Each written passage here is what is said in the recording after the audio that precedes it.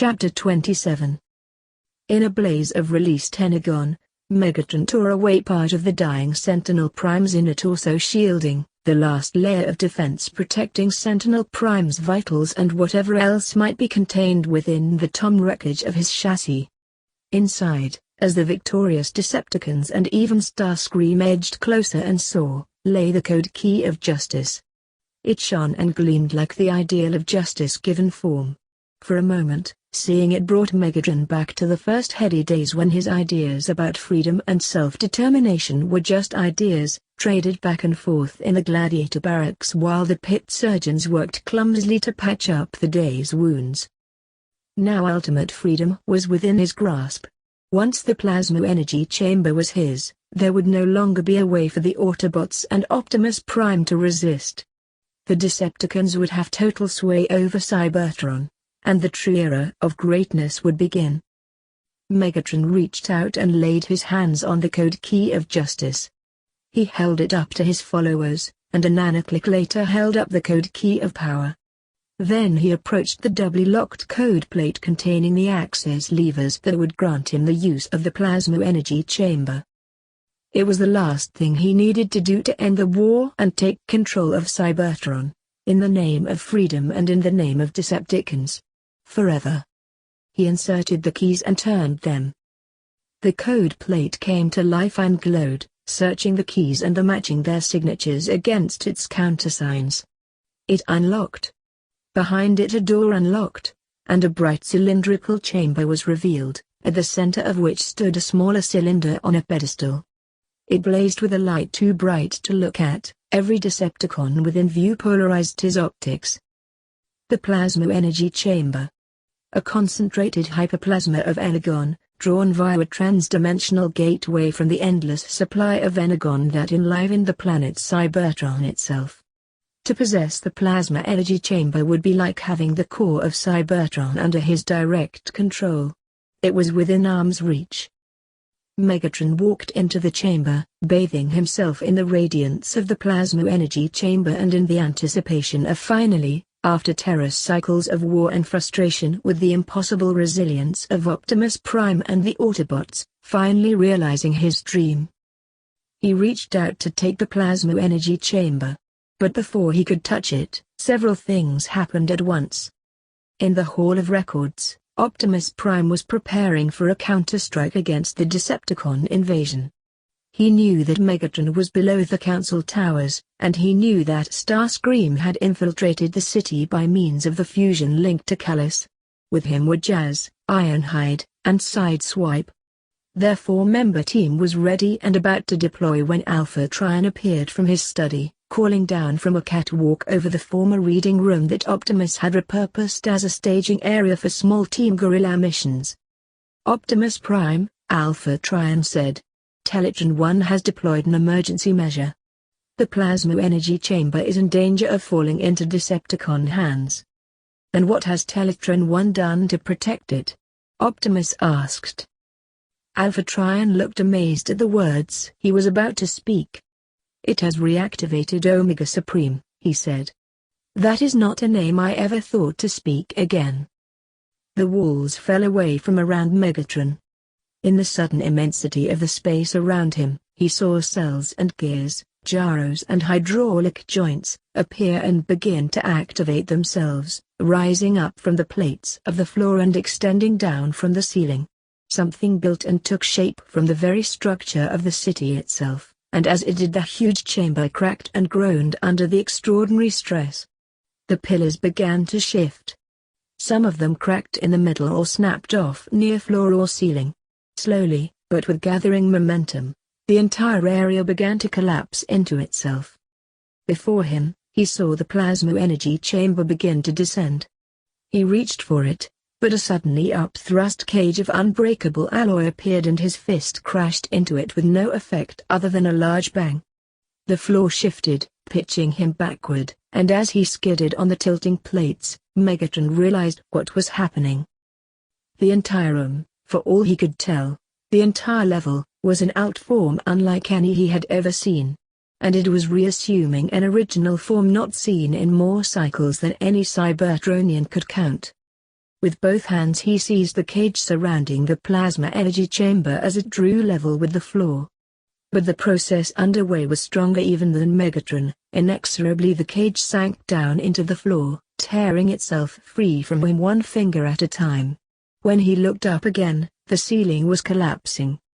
Optimus Prime came to a halt in the street outside the High Council Tower, near the ruins of the Traffic and Security Administration complex destroyed in the last Decepticon bombardment. He looked on in astonishment as the tower began what appeared to be a controlled collapse, falling in on itself without touching the surrounding structures. And as it fell, something else was growing from within it.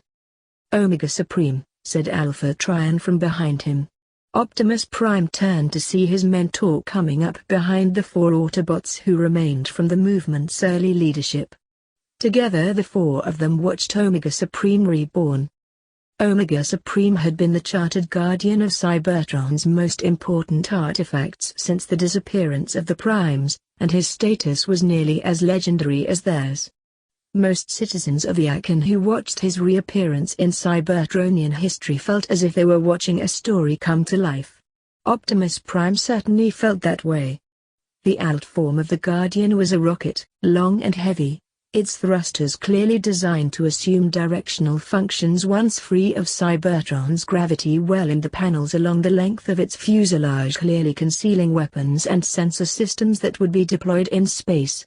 In launch mode, the rocket was a great needle balanced atop a fire that was too bright to look at directly, even with polarized optics. The only Cybertronians who could have seen the rocket's exhaust without damage were the industrial bots who spent their lives in the blast furnaces and arc welding shops of Tigan Heights and the Badlands. Few of them were there to see Omega Supreme return to the living history of Cybertron. The specific protocol invoked by Teletron 1 told Omega Supreme to assume his alt form and automatically incorporate the plasma energy chamber. Where he was taking it, no observer knew. Could be one of the moon bases, Alpha Trion said. I hope it is not Trypticon, although I would not be surprised if Omega Supreme could destroy the Trypticon Decepticons by himself, Dark Energon or no. This planet had only rarely seen a fighter as mighty and 107. Dedicated as Omega Supreme. The immense physical presence of Omega Supreme was more than the mind could assimilate. How could he exist? Did this mean the other myths were true as well? The perimeter room, already damaged by the fights that had killed Sentinel Prime, or nearly, and humbled Starscream, perhaps, was about to pancake straight down. The Decepticons held themselves tight to support pillars as the parts of the ceiling farthest from the pillars slammed down around them, sending out rolling walls of dust and concussion. Omega Supreme's assumption of his alt form was nearly complete. It would have been long ago, thought Megatron, had he not been built into the foundation of the High Council Tower and the wall of Teletron 1. 6 thrusters, their exhaust nozzles wider than Megatron's arm span, took form and locked into place. Steam began to drift from their interiors as Omega Supreme's power systems brought themselves online. The plasma energy chamber is inside. Megatron screamed at his followers. Destroy Omega Supreme. Energy discharges stitched across the thrusters and the lower part of Omega Supreme's fuselage. They left scorch marks but had no other visible effect. Again, boomed Megatron, adding his own fire to the salvos. No effect. A rumble spread through the collapsing basements of the High Council Tower. Debris from upper floors rained down around them as the remains of the building fell away from Omega Supreme. And a second rumble, yet more menacing than the first, brought with it the first in glow from within the thruster cones. Megatron, Cat Hallican said. The exhaust. We'll never. We retreat for now, then. But only for now. Megatron yelled out a signal and his retinue began to fall back, zigzagging their way from pillar to pillar as the final collapse of the High Council Tower approached. Megatron recognized bits of the balconies where he had pled his case in the council chamber. Long ago, that had been. Before he had known what betrayals Orion Pax had planned.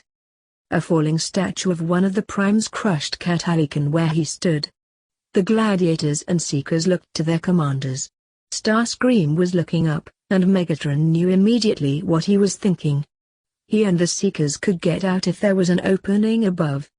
Megatron and the other gladiators would have to climb, or burrow their way back to where the tunnels remained intact. The rumble from the thruster cones intensified, and pilot flames appeared high up within their housings. Starscream, Megatron said. If you fly out of here thinking that you leave me to my death, know one thing. What's that? If I am not dead, you will be. But, Megatron said, if you fly out of here on a mission I choose for you, that will be a different situation, and might entitle you to mercy. And Dark Energon, yes. Starscream had resisted becoming darkened, but Megatron could see it in him. He had the desire, the same as the rest. If your mission succeeds, we will have all the Dark Energon any of us could ever want. Megatron was speaking louder now, over the rising rumble of the thrusters and the settling booms that came from the wreckage of the High Council Tower. Above them he could see open sky. Do not fail, Starscream. Bring Omega Supreme down or die trying. And the world disappeared in fire and light. From the street beyond the Plaza of the Primes, Optimus Prime watched as the thrusters of the mighty rocket ignited, the blast and heat wash knocking the watching Autobots back on their heels and obliterating all remaining trace of the High Council Tower. Not a good time to be down subsurface, Chaz observed. That's true, agreed the laconic Ironhide. Optimus Prime knew what they were thinking and hoping, that Megatron and Starscream had somehow been trapped by the immense shifts below the surface, and that they had been unable to get clear of Omega Supreme's outform exhaust radius. I wouldn't count on it, he said. Who's counting?